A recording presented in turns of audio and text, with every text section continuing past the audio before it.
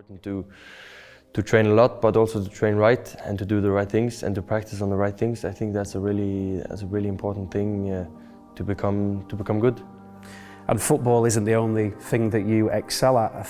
I believe in 2006 you set the record for the longest standing long jump by a 5-year-old. Is that true? Selama itu aturannya FIFA ada, itu hal yang lumrah gitu. Tetapi yang kita harus banggakan kan pemain naturalisasi Indonesia berdarah Indonesia.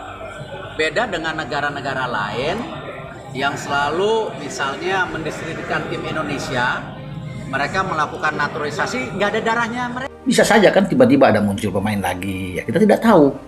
Kemudian bersalaman dengan Pak Erik, ya itu bisa aja terjadi. Karena kan kita lagi butuh sekarang pemain di lini depan, di garis depan nomor 9. Banyak yang dipertanyakan oleh para netizen penggemar sepak bola, Bung. Setelah ini pemain nomor 9 mana pemainnya? Karena sebelumnya kan ada Ole yang sudah.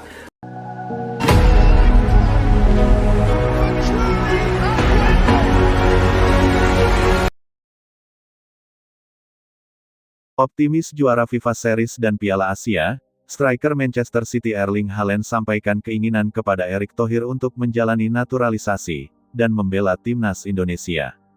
Optimisme besar tengah menyelimuti sepak bola nasional.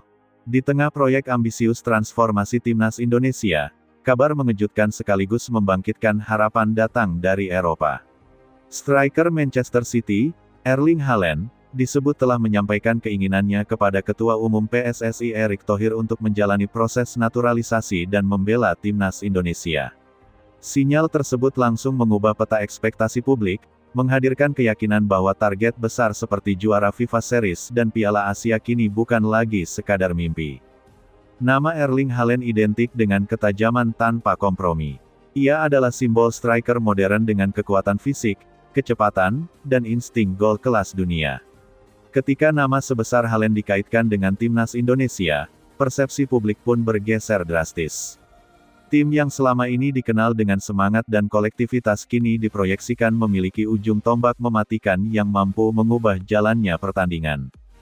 Keinginan Haaland untuk membela merah putih dipandang sebagai sinyal kuat bahwa proyek timnas Indonesia memiliki daya tarik global. Erick Thohir, dengan pendekatan profesional dan jaringan internasionalnya, dinilai berhasil membangun kepercayaan bahwa Indonesia tengah menyiapkan sesuatu yang besar dan serius. Dalam konteks ini, naturalisasi bukan hanya soal status kewarganegaraan, tetapi tentang kesamaan visi dan ambisi. Dengan Haaland di lini depan, optimisme menatap FIFA Series dan Piala Asia meningkat signifikan. Turnamen-turnamen tersebut menuntut efisiensi tinggi di depan gawang. Banyak pertandingan ditentukan oleh satu momen krusial. Striker sekelas Haaland adalah tipe pemain yang hidup untuk momen tersebut, mengubah peluang setengah menjadi gol penentu. Dari sisi taktik, kehadiran Haaland akan mengubah struktur permainan timnas Indonesia. Pola serangan menjadi lebih direct tanpa kehilangan kualitas.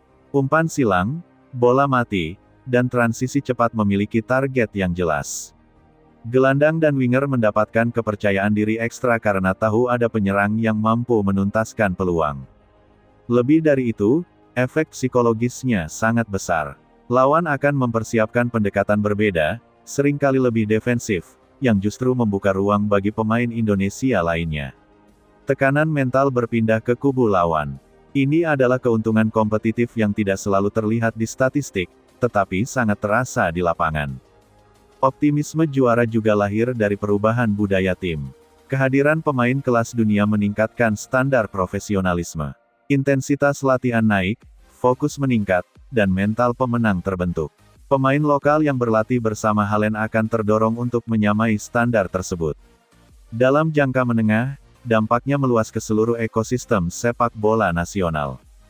Erick Thohir memandang langkah ini sebagai bagian dari strategi besar. Naturalisasi Haaland tidak berdiri sendiri, melainkan terintegrasi dengan pembenahan struktur tim, penguatan staf pelatih, dan perencanaan turnamen. Target juara tidak diumbar tanpa dasar, tetapi dibangun melalui komposisi tim yang tepat. Dalam konteks Piala Asia, tantangan datang dari tim-tim dengan organisasi kuat dan pengalaman panjang. Namun sejarah menunjukkan bahwa kualitas penyerang sering menjadi pembeda. Indonesia, dengan Haaland sebagai ujung tombak, berpotensi menutup celah tersebut. Tim tidak lagi hanya bertahan dan menunggu, tetapi mampu mendikte permainan. FIFA Series menjadi panggung awal untuk menguji ambisi ini. Turnamen tersebut memberikan kesempatan menghadapi lawan dengan gaya berbeda dalam waktu singkat. Dengan striker yang efisien, Indonesia dapat memaksimalkan setiap peluang dan membangun momentum kemenangan. Respons publik terhadap kabar ini sangat positif. Optimisme terasa lebih rasional karena didukung oleh langkah konkret. Supporter mulai membayangkan timnas Indonesia yang tampil percaya diri, tajam, dan berani menargetkan gelar. Harapan ini tumbuh bukan dari euforia kosong, melainkan dari perubahan nyata yang sedang disiapkan. Keinginan Haaland untuk menjalani naturalisasi juga memperkuat citra timnas Indonesia di mata internasional.